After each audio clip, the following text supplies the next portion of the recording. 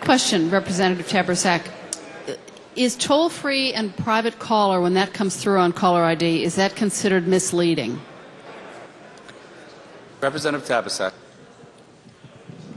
Through you, Mr. Speaker, if the good lady could clarify, would that be the entire information that a person would be reading? Could you clarify that through you, Mr. Speaker? Yes, certainly.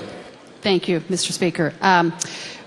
Often we'll be at home, dinner time, there's a call on caller ID, it says private caller.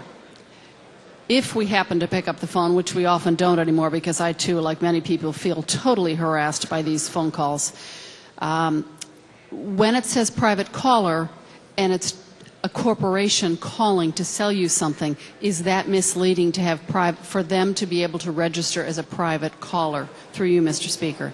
Representative Tabersack.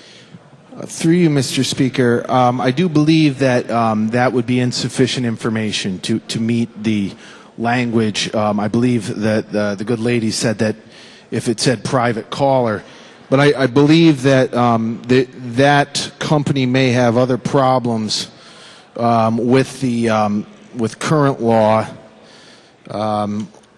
which makes it illegal to use any blocking device or service to circumvent a consumer's use of a caller identification device. I think that example that you made, which is a good example of what many of us experience, is already prohibited under current law.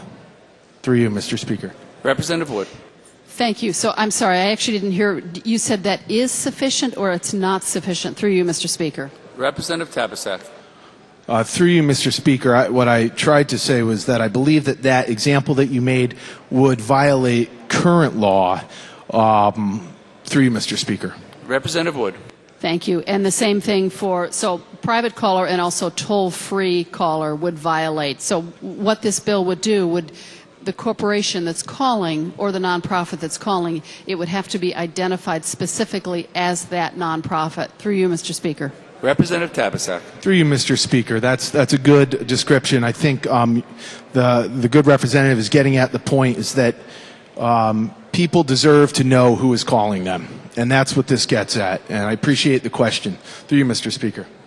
Representative Wood. So just to be very clear, this bill would ensure that any company making a call like this, an unsolicited call, would have to list itself as its name and not be allowed to use toll-free caller or private caller. Through you, Mr. Speaker.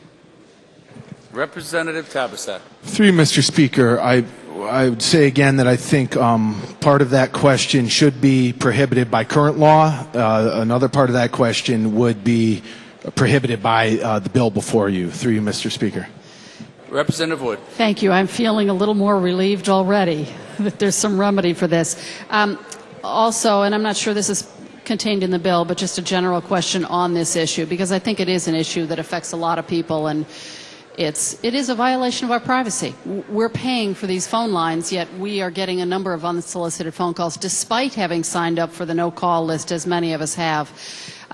What is, and again, I'm not sure this is germane to the bill, but just for general education, what happens when a company violates this statute?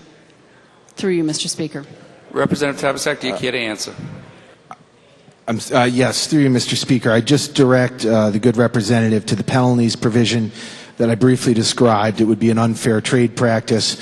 There are avenues that a person could take in civil court. The Department of Consumer Protection and the Attorney General could also take action against them. Through you, Mr. Speaker. Representative Wood. Thank you, Mr. Speaker, and thank you to the good representative for his answers on this bill. I do like this bill. I think it is violating, I've already said that, for these companies to be able to call at will, even when we're not, when we have registered ourselves on the no-call list, and I do stand in support of this. I do wish it were easier to report these violators and for these violators to be fined. Thank you, Mr. Speaker.